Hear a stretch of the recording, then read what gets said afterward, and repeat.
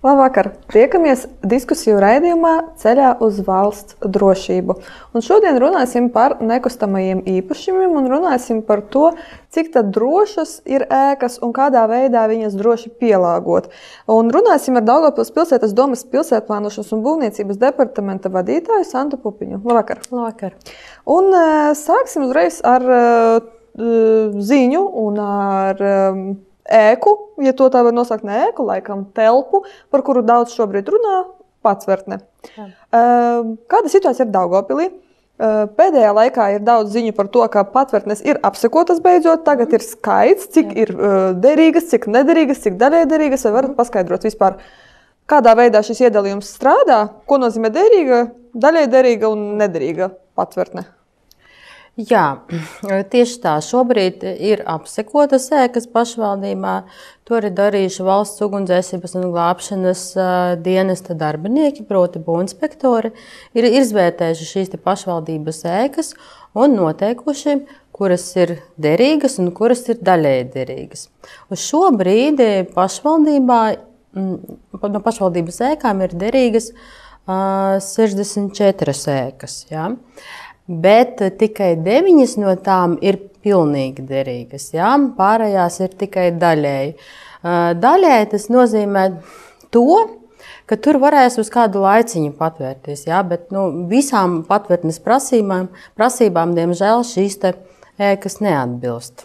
Kuri bija tie galvenie aspekti, kurus izvērtēja apsekojot Pacvertnes? Kas ir galvenais? Jā, tur ir vesels noteikumu saraksts. Jā, bet, protams, galvenā aspekti bija, vai tur ir pieejams dzeramais ūdens, vai tur ir pieejama elektrība, vai tur ģenerators, tādas lietas. Bet es par to tik plaši laikam nevaru diskutēt. Nav arī informācijas par to, tās telpas, kuras nebija derīgas Pacvertnes vajadzībām, kurš tajās ir galvenais iemesls. Arī šī pati elektrība. Darēja arī iekļūšana, darēja arī pieņemsim, kaut kādu konstrukciju noturību, ja, lai gadījumā, ja notiek kaut kāda ārkārtas situācija, lai šī ēka vispār iztur kaut kādu triecienu vai citu negadījumu. Šajā brīdī ir apsekotas tikai pašvaldības telpas un būves. Jā, ir tā, bet ar privātām ir tā, ka tur ir jābūt īpašnieka iniciatīvai. Ja, teiksim, ja īpašnieks vēršas pašvaldībā ar šādu iniciatīvu, ka lūdzu varat izmantot manu ēku, tad pašvaldības darbinieki apseko un tad attiecīgi šīm prasībām iekļauj vai neiekļauj kopējā sarakstā.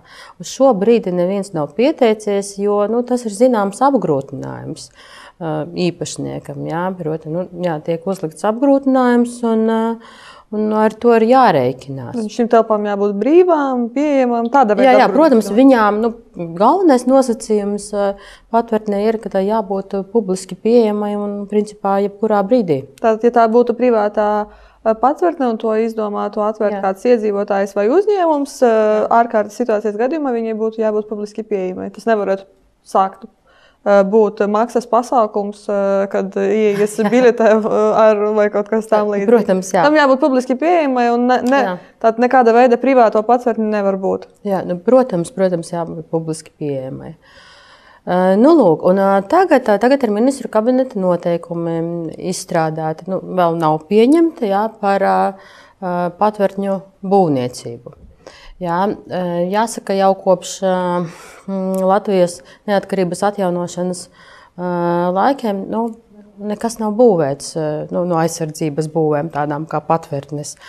Un līdz ar to tika izstrādāts šis būvnormatīvs, kurš paredz, ja turpmāk tiks būvētas Pacvertnes, tam jāatbilst šim būvnormatīvam. Ja? Tātad Pacvertnes tiek dalītas divās kategorijās. Pirmā, proti, ir augstākā kategorija, kur jāatbilst pilnīgi visām prasībām.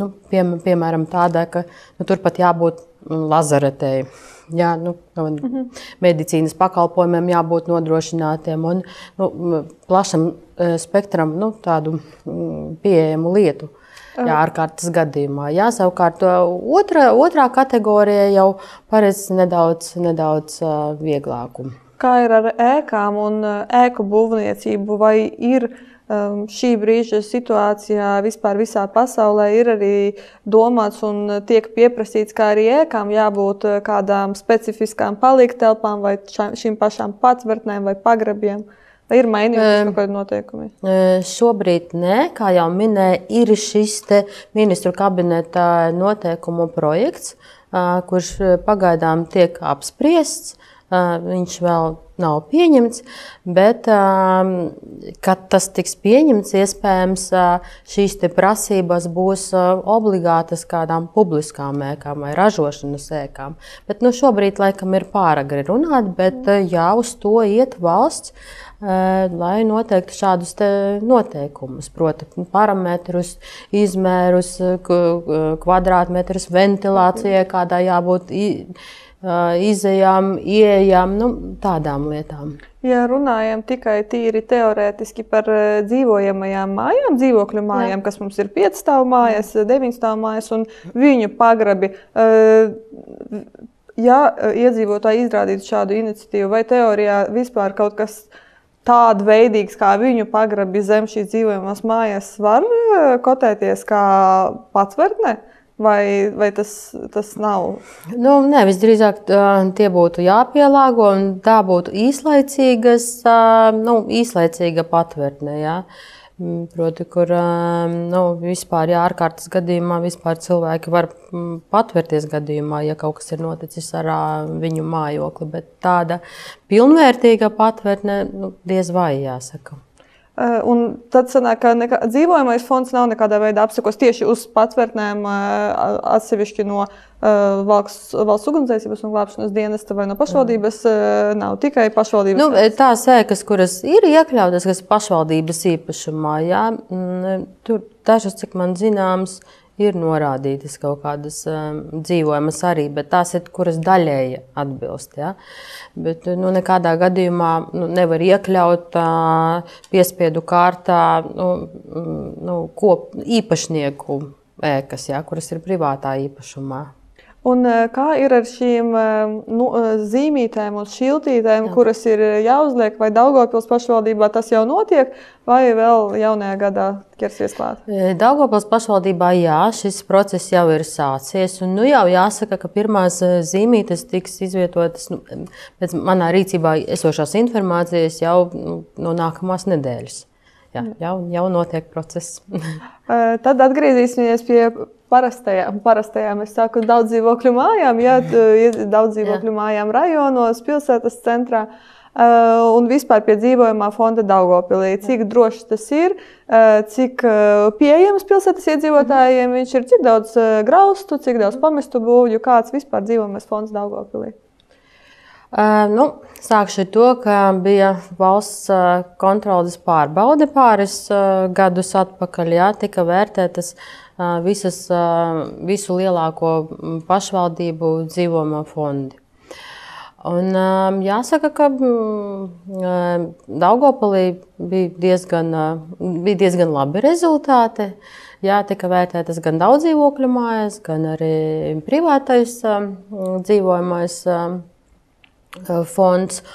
Tad, pēc valsts kontroles ziņojuma tika uzdoti kaut kādi uzlabojumi, kas ir jāuzlabo šajā ziņā. Jā, un tad mēs izstrādājam noteikumus, pēc kuriem apsekot šo māju eksploatāciju. Jā, un šobrīd pēc tiem noteikumiem arī vadamies. Jā. Jāsaka, ka no visiem graustiem šobrīd uzskaitē mums ir 148 degradētas ēkas. Jā. Tas nenozīmē, ka visās šajās ēkās nevar atrasties. Viņas vai nu bojā pilsētvidi, vai nu apdraud garām gājējus. Tādās nedrīkst dzīvot? Nē, tas nenozīmē, ka viņās visās nevar dzīvot. Citām varbūt vienkārši fasāde ir tādā stāvoklī, kas nav atbilstoši pilsētvidei. Un trešā daļa no šīm ēkām ir dzīvojamās. Jā, un tādas situācijas, lai mēs vispār aizliegtu dzīvot, eksploatēt dzīvojamo māju, ir ļoti maz. Tās pārsvarā ir vai nu pēc ugunsgrēka, jā, kaut kādas dzīvojamas ēkas, vai nu arī nesošās konstrukcijas nonākušas tādā stāvoklī, ka, diemžēl, jau ir bīstami tur atrasties. Bet, kā jau minēju, tādu ir ļoti maz dzīvojama ēku. Vai Daugavpilī šo drošības aspektu stingri kontrolē? Ja teiksim, mājā pastāvīgi notiek kaut kādi ugunsgrēki, tad tas tiek mēģināts kontrolēt, vai ja māja ir pussabrukusi, tad mēģina iedzīvotājiem piedāvāt citu variantu, kur dzīvot, tāda veida. Te ir nedaudz jānodala, jā, jo daudzdzīvokļu dzīvojamās mājas saskaņā ar likumu to eksploatāciju kontrolē apsaimniekotājs. Apsaimniekotājiem periodiski ir jāapseko, jākontrolē, ka šī māja atrodas apmierinošā stāvoklī. Ir tādas situācijas, kad apsaimniekotājs nevisai godprātīgi pilda savus pienākumus, jā, un tad iedzīvotāji vēršas būvvaldē, un mēs attiecīgi vai nu apsekojam un dodam apsaimniekotājiem norādījumus attiecībā uz šo māju, vai arī citā gadījumā dodam vienkārši uzdevumu apsaimniekotājiem apsekot un konstatēt problēmu. Jā, bet tas ir uz daudzdzīvokļu dzīvojamām mājām, kas attiecas uz privāto dzīvojamo fondu. Jā, ar eksploatācijas kontroli, jā, tur nodarbojas būvvalde.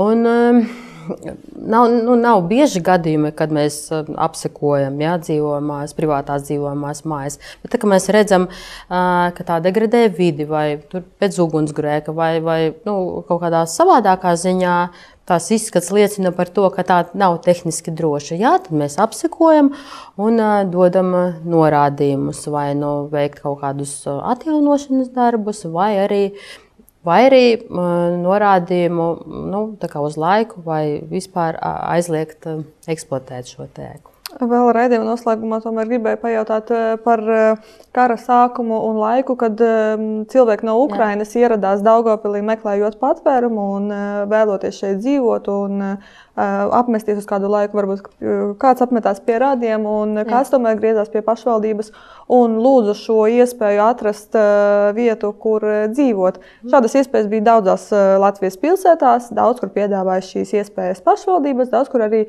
pievienojās ģimenes. Kā bija Daugavpilī, vai Daugavpilī vispār ir šāds brīvais fonds, kur var izmitināt cilvēkus lielā apjomā, kad viņi meklē patvērumu, vai tā bija problēma?